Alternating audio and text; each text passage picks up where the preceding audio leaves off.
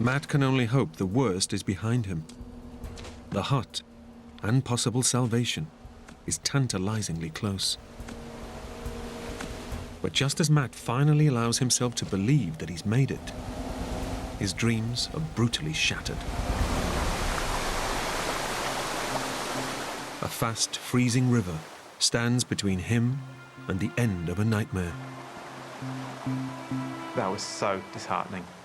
It was so close, but unreachable, just out of reach.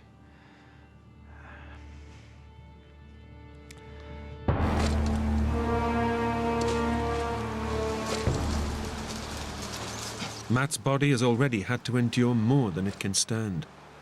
And now, if he wants to live, he'll have to take his shattered bones and horrific wounds into the icy water.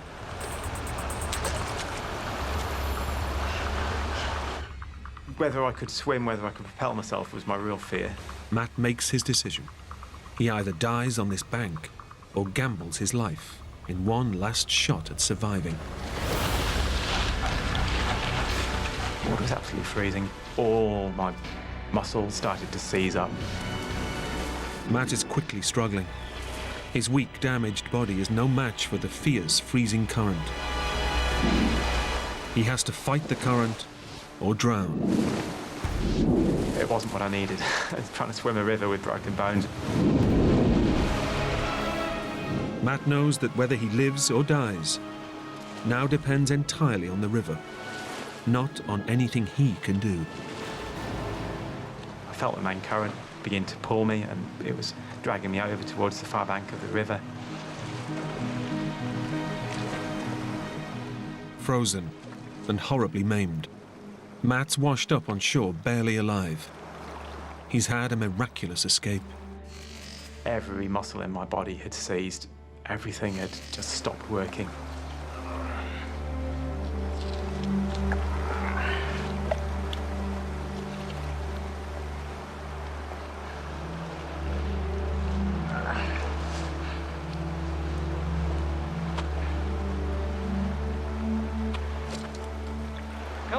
Very, very, very hard going, just even to move up the riverbank and away from the river. Very hard. 9 days after he was injured, Matt can see the hut.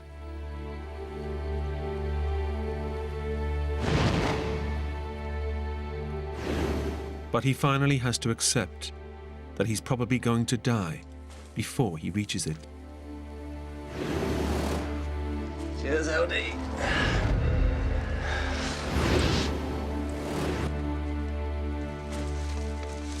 I remember just thinking I might not have very long left here. It's you and me, boy.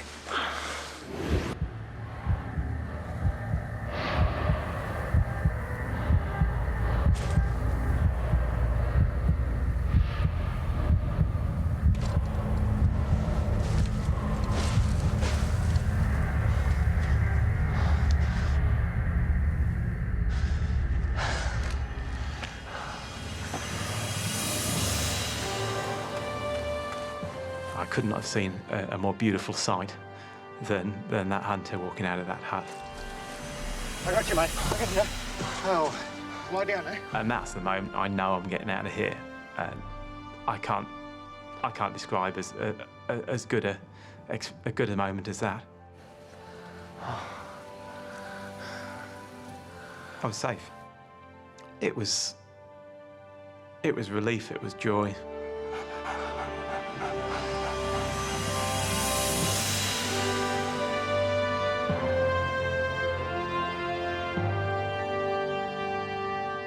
After patching him up as best they can, Matt's rescuers head off on a 13-hour trek to raise the alarm. 12 days after he started his journey, Matt is airlifted to the hospital, where doctors save his leg and rebuild his shattered ankle and wrist with metal pins. 6 months after his horrific experience, Matt is back in the mountains with little dog. The experience has made me realise what I value in life and what I don't. Having got out, you appreciate those companions that you had through life so much more.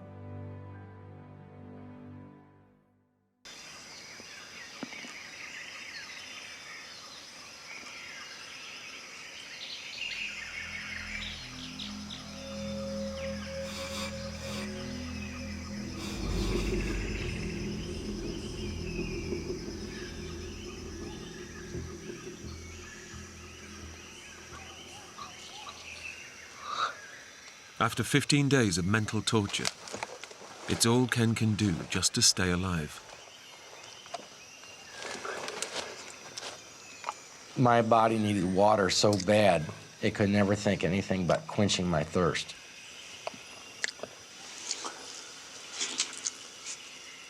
It's a very strange feeling, the stress from not being able to drink, not being able to eat, not being able to find your way out. Ken no longer worries about being rescued. Instead, he spends his time catching flies that bite him and feeding them to ants.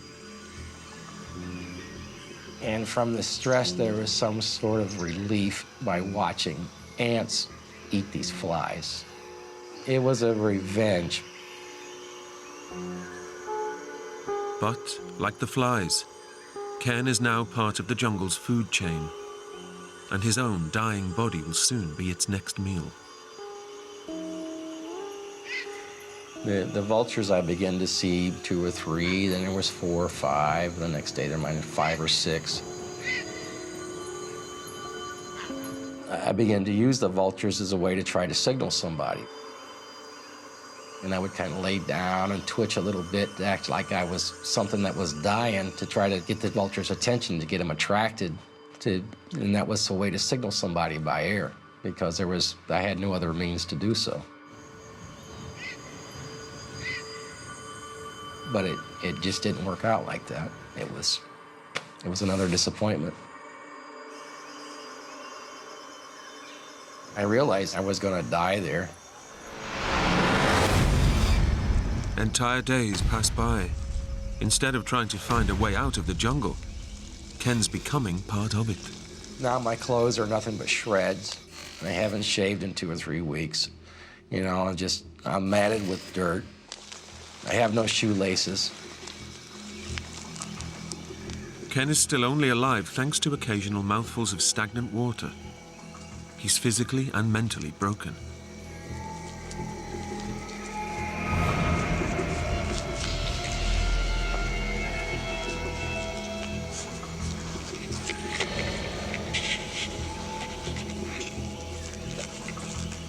I could already be dead, and I don't know it. What if I died 3 days ago and my spirit is here wandering around, and this is my destiny of eternity, is to wander around in this jungle? You begin to think, I'll never get out of here. After 18 days missing, even Ken's friend Kathy is starting to doubt he can still be alive. I'm really to the point, like, this is getting hopeless. I mean, it hurt so bad to think that this guy could possibly die.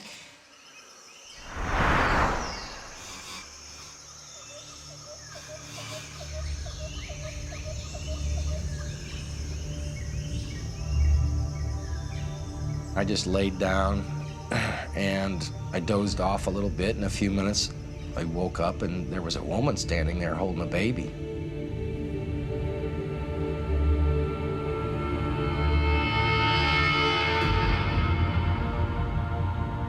Some people say that whenever people are lost, sometimes they'll see the Virgin Mary.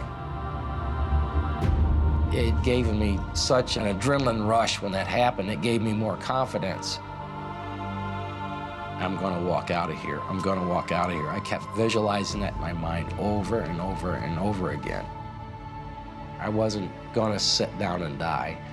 I was going to keep walking until I died. And if I couldn't walk anymore, I was going to crawl until I got out of the jungle.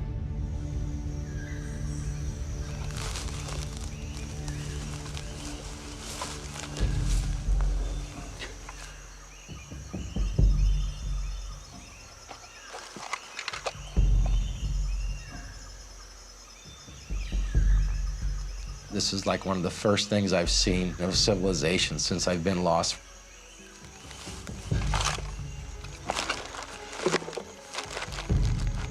Say I was hallucinating, maybe I could have been, but it seemed all way too realistic.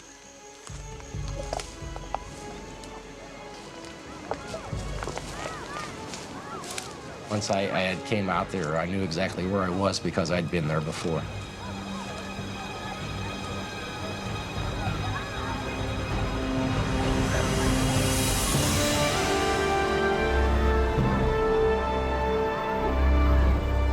Right at the beach in Cozumel, the north end of the island.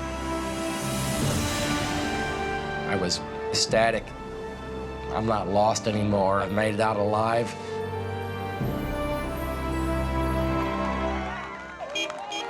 After 20 days fighting crippling hunger, dehydration, sleep deprivation, and jungle predators, Ken is finally safe. He had his hair packed, like spiked with mud, big cuts and scratches, and just looked like he's just been chewed up.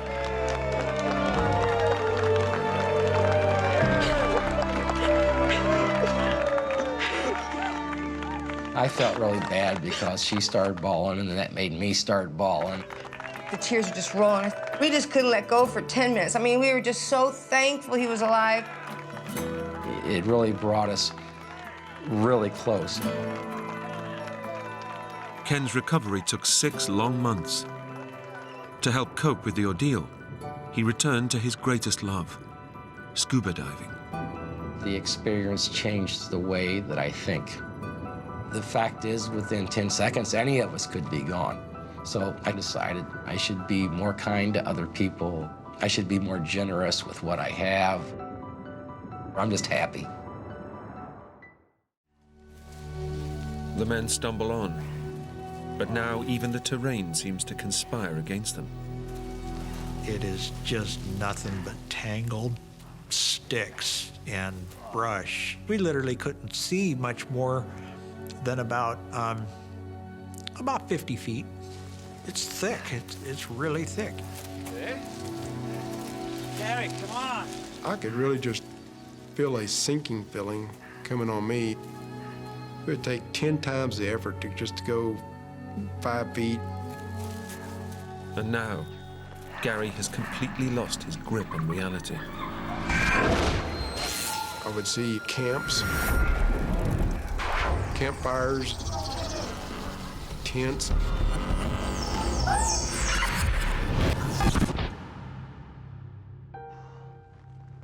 They would just vaporize. They would just vanish. There was nothing there.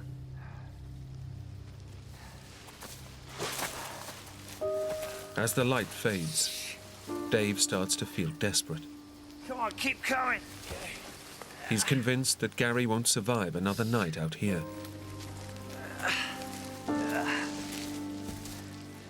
Come on, Gary, get up. Keep coming, keep coming. Watching Gary not move as fast, being quieter, that was a real sinking feeling.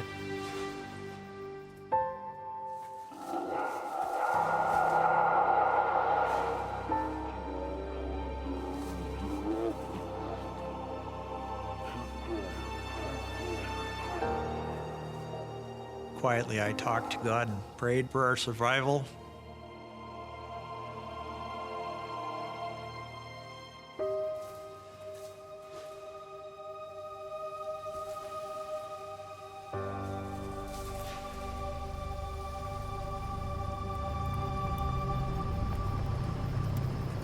And then I hear car engines. And I think, no, that's not car engines. Then I hear it again. And then I hear a big roar.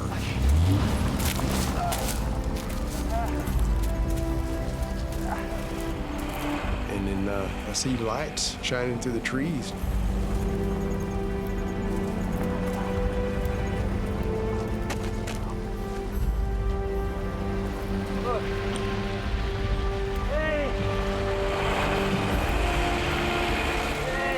By some miracle, Gary and Dave have stumbled onto a logging road and a car full of holidaymakers. They come running up to us there, and it was just the most awesome thing. I was very blessed to be alive. After 33 hours alone in the wilderness, Dave and Gary are finally rescued. We were going home.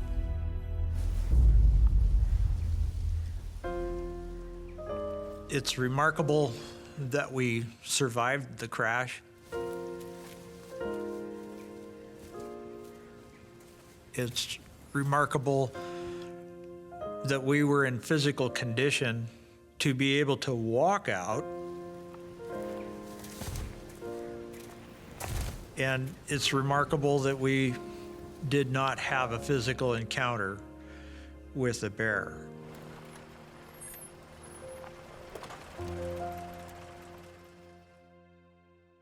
The men were rushed to hospital in Parma, where doctors treated Gary's head injury. He was lucky not to need surgery, but it took him nearly 6 months to get over the effects of his fractured skull. An air search took 2 weeks to locate Dave's crashed plane.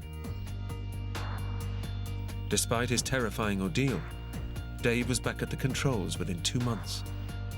I'll continue to fly. I'll continue to love aviation very much. I don't see my life without it. In fact, Dave is renovating another aircraft to replace the one he lost on the mountain. I'm fortunate to be able to go on as a pilot, and I'll encourage others, including Gary. I hope that he continues on to get his pilot's license. The experience has made Dave and Gary's bond of friendship even stronger. Me and Dave have grown really close. You don't go through an experience like that, somebody and survive and not come out of it a lot closer. Could I have done this alone? I don't think so. I think that if it wasn't for Gary being there, that I wouldn't be here.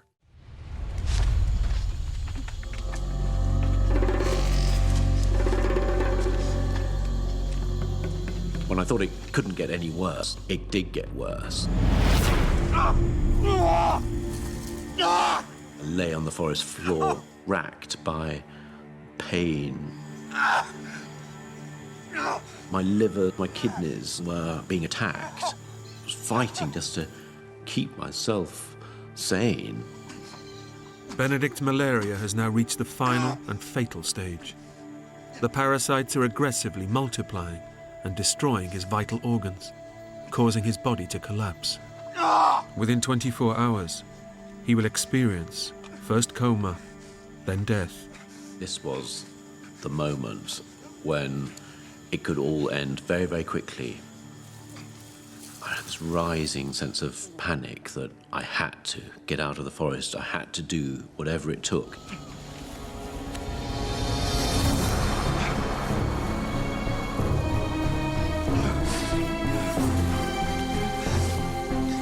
Whatever happened, I had to keep moving. Keep on putting one foot in front of the other. I kept on going, making pitiful progress, and sometimes no progress at all. Couldn't even think straight. I couldn't even see my compass. At that moment, I suddenly thought, well, I'm just never going to get out of here. It was just too big to fight. And I was losing that fight.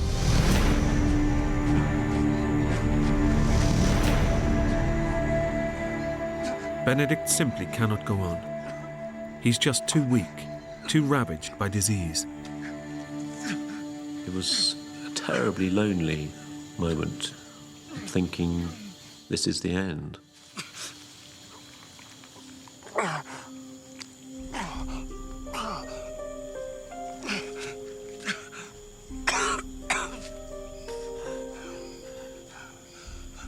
And suddenly, amongst all this despair, this confusion, this feeling of being trapped in this prison, a sight that will always stay with me.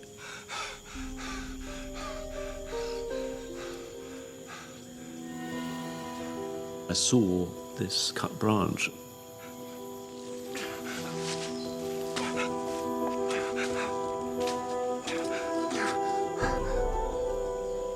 The cut itself was blackened, so it had been cut some time ago, but had been cut by a human. I realised there was actually quite a few of these branches. This was actually the edge of the outside world. I started investigating, and there was a trail.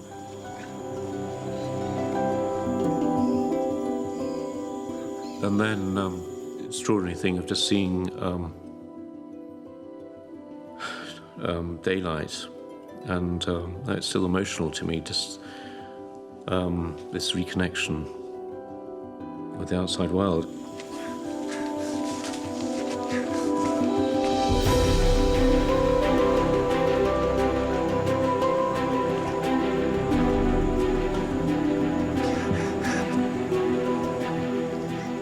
The one thing I've been looking forward to, praying for, imagining, was suddenly there, and it was absolutely overwhelming.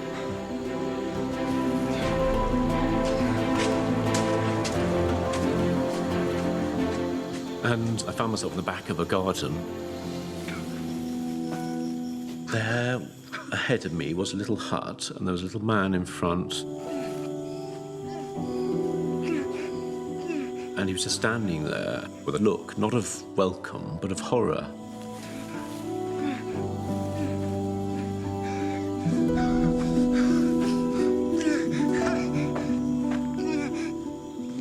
And that was my last memory.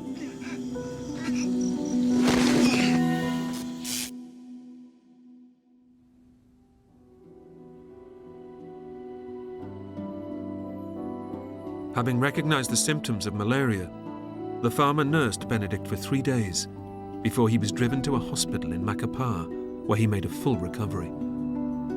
Benedict returned home to be reunited with his parents 1 week later. My life was never the same again. And Benedict has been exploring the world ever since, fulfilling his dreams of becoming a renowned adventurer, just like his father. I've been going off to the jungle, going off to the desert, going off to the Arctic, pushing myself to the limit, trying to touch that experience that I had that was so profound.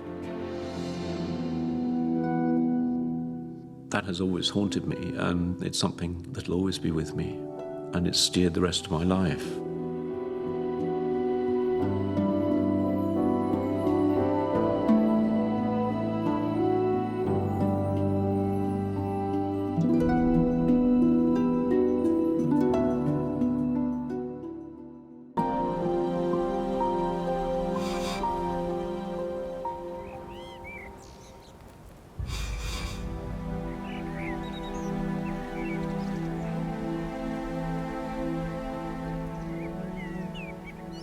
Tuesday morning, that we felt by far the worst we had felt since we'd been out there.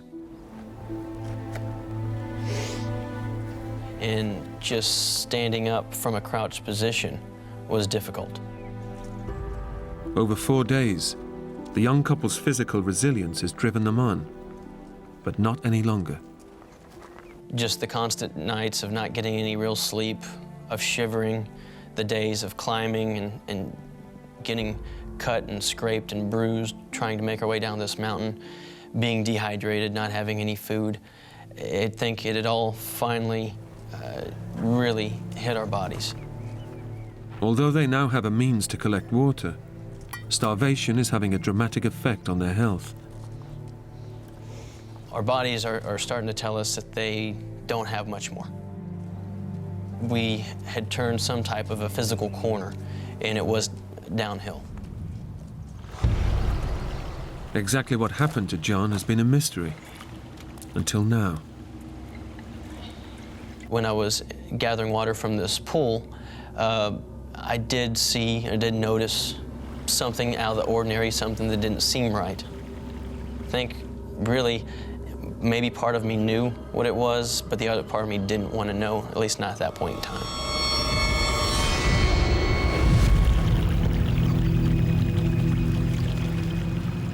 For Brandon, the discovery of John Donovan's body is the last straw.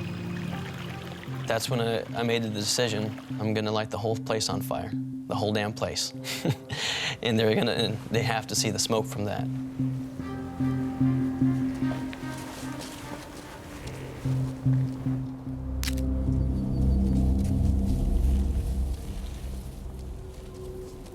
We only have so many matches.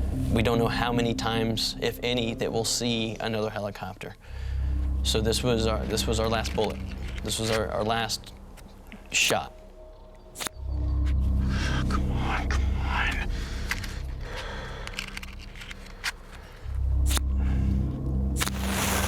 Yes. Come on. Yes. And it took much faster than I anticipated. Made sure the fire caught, and within 60 seconds, it's a large fire and getting larger. No.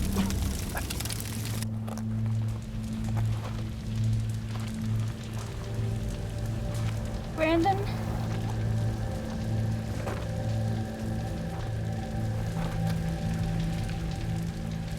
Brandon?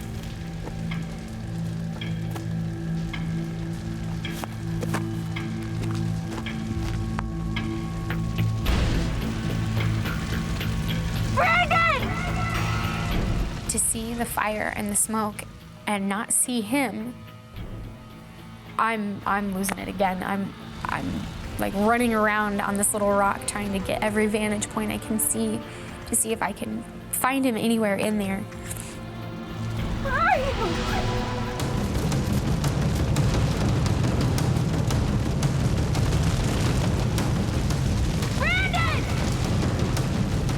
And finally, I see his little head moving through the mess, and the flames are getting bigger. And I'm just, hurry up, get up here, get to me. Brandon, hurry! Faster! Run! Brandon, come on! Brandon, hurry! Hurry! I'm okay. Just, come on. How do you not see this? Again, not a cloud in the sky, crystal blue skies, just amazing, beautiful. And all you can see are these huge plumes of just black smoke. It burned for about 45 minutes or so, produced a great deal of smoke. There wasn't a cloud in the sky. And the thought was, I mean, they have to see this. I mean, if they don't see this, what next? We just kept on putting our hope in this. This is our last shot. And we watched the fire begin to smolder, and eventually wasn't putting out nearly the same smoke. And it basically burnt itself out. And now about an hour's gone by, and we still don't hear anything. We don't see anything. And so the thought starts to creep in both of our minds of, that was our best shot. What are we gonna do next? I'd always tried to be positive that we were gonna find a way out. There's gonna be a search for us. There's gonna be something. We just have to keep, ourselves safe, and we're gonna be okay. But now here we are, in a spot where we know somebody's died. And what are we gonna do?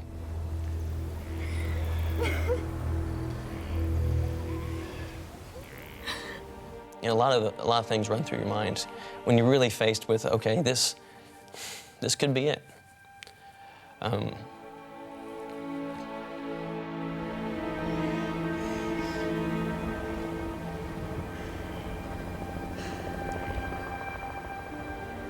And it was the most beautiful sound we'd ever heard, because coming up from the valley floor is that sound of a helicopter.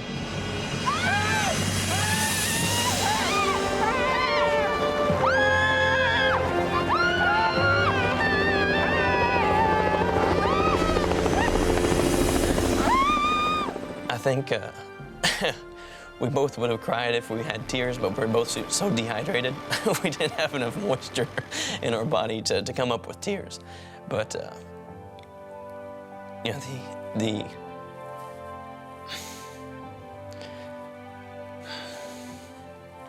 the pure joy of knowing you're gonna make it out.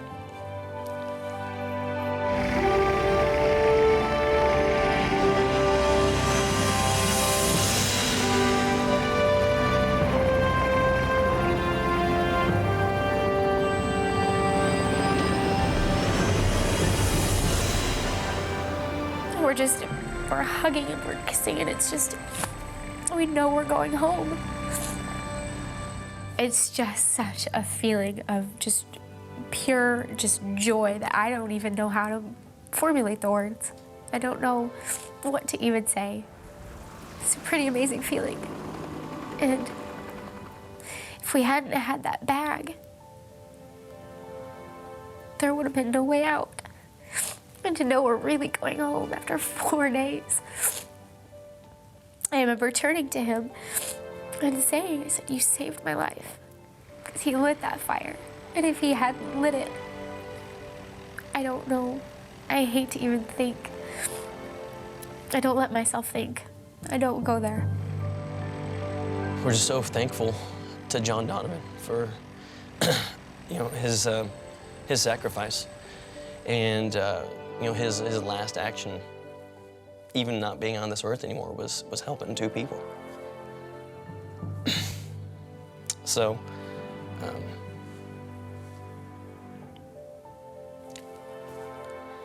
certain people just have a way of leaving their mark.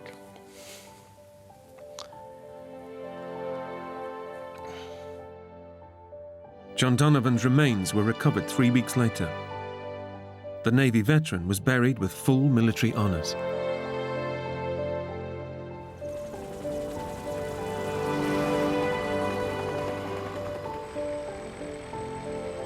Gina and Brandon stayed together for 2 years after the ordeal, and then separated.